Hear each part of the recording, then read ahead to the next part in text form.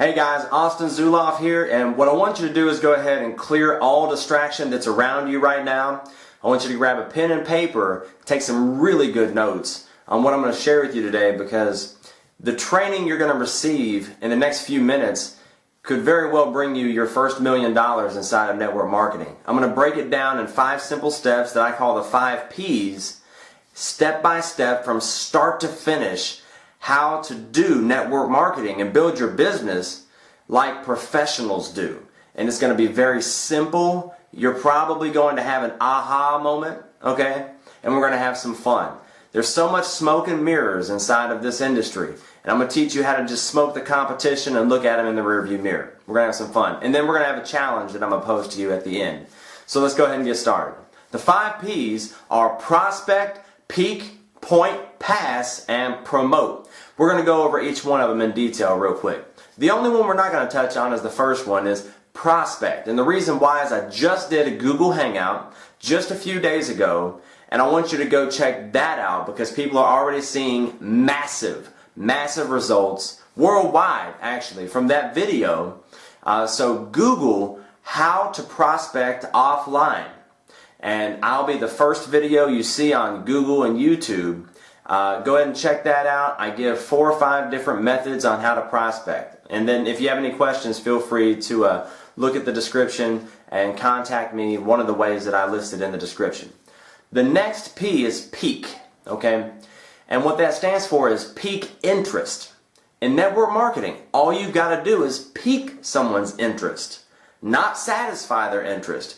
That's the next step, okay?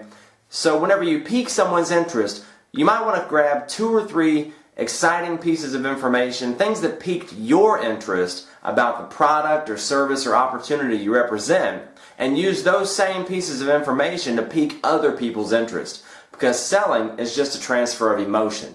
So if you feel a certain type of way about something that you saw or heard or experienced inside of your company, then chances are someone else might feel that same way too. Use 1 or maybe 2 things that you found to pique that person's interest, and then remember these 3 phrases: busy, important, and in control. When you're piquing interest, which is what you want to spend about 80 or 90% of your time doing inside of this industry, then you want to just be too busy at that moment to give them too much information. Because if you're not too busy to go into detail, they're going to ask you to go into detail, and you don't want to do that. You're the messenger, not the message, okay? You're going to pass them to the message. So that's piquing interest. The next P is point. After you've piqued their interest, now you point them to the right information. Okay, so you have the same information you send pretty much everybody. Unless there's some extenuating circumstance, whatever the case may be. So with pointing to the information, before you send them that information, you want to set an appointment to follow up with them. And you want to make sure they understand that you're busy. So it might sound something like this. Hey Steve, I'll send you this information here in just a second. When do you think you'll get a chance to check it out? 7 o'clock? Okay, great. Tell you what, I'll give you a call about 8 o'clock. I should be free about that time, and we'll just go over any questions that you have, and I'll tell you something special we're doing with our team, okay? Now Steve, I'm very, very busy, okay? But I'll make sure no matter what's going on in my life, I'll carve out some time to follow up with you about 8 o'clock. Are you positive you'll get a chance to check it out by 7?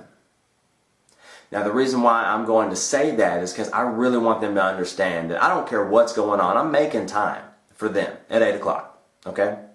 So that's point. The next step is pass. Okay, now when you follow up with that person at 8 o'clock like you said you would, okay, there's 3 questions that you're going to ask them before you pass them to a third party. And I'm going to tell you why you do that here in just a second. I love this step, okay, because it's so easy and anyone can do it. Okay, so when you follow up, there's 3 questions. First question is, hey Steve, did you get a chance to check out the information I sent you? If he says no, let him know. That's fine. I actually have another call I gotta hop on real quickly. I'll call you back in about 30-45 minutes. Do you think you'll get a chance to check it out by then? and then just set an appointment to follow back up. But provided that Steve looked at the information like he should have, then you're going to say, great, what'd you like best about what you saw? And whatever he says, you're going to say, yes, that was one of my favorite parts. I also like the such and such, whatever the case may be. The final question you ask is, so what kind of questions do you have for me? And with that, you're just going to take mental note of his question. You're going to say something to the effect of, you know what, you actually remind me a lot of myself. I had some of the same questions when I first got started, when I first saw this, in fact. And you know what, I'd be curious what my partner, Seth Frazier, would have to say about this. Seth has owned 4 network marketing companies. He's a published author. He's made millions inside of this industry, and he's helped me more than anybody else inside of my 12 years in the direct selling profession. Hold on one second. Let me get him on the line. Don't hang up. And then click over and call Seth, or call whoever your sponsor or upline or the third-party expert is, and let them know what his question was. And the reason why you edified and built up that third party is you built value in them. So whenever you introduce Seth to Steve, Steve is going to listen to what Seth has to say because you built value in his words and his message. You've introduced Steve to an expert. You've done him a favor. So that's PAX. All right, and then after that, you're going to be quiet once you introduce those guys, because it's all up to Seth to build credibility in you and what you're doing. It removes you from the situation, okay? And it builds that credibility and trust. Gets all of Steve's questions answered too, and that's a big step in duplication. You don't have to know all the right answers. All you got to do is know who to introduce them to, and then sit there and take notes and listen, okay? The last step is promote. Jim Rohn said the fortune's in the follow-up, okay? And that's super true. You got to keep following up with people, because most people don't buy or join your business until the 5th, 6th, or 7th exposure. That's an industry fact. Okay, so you want to make sure that you don't give up on them. Every so often, just check up with them. You know, say hi, build that relationship, and promote. Okay, promote towards opportunity calls, Google Hangouts, home events, regional events are huge. So whenever you have the chance to promote an event or a call, you know, make sure that you reach out to these folks and say, you know, hey Steve, what's up, man? I was just thinking about you. We're having an opportunity call tonight with Jeff Rogers, our CEO. Okay, so I wanted to make sure you got on that. If nothing else, you'd be doing me a favor, because I'm super excited about what we're going to talk about tonight, and I really want you to hear this, you know, or whatever the case may be. So you want to promote. That's the last P. So the 5 P's, once again, are prospect, pique, point, pass, and promote. My challenge to you is to go ahead and start utilizing, start learning how to prospect. Set your the way that you pique interest. Get 1 or 2 things, and then get your information, okay, together that you're going to point them to. And you already know who your upline sponsors are and the experts that you would use.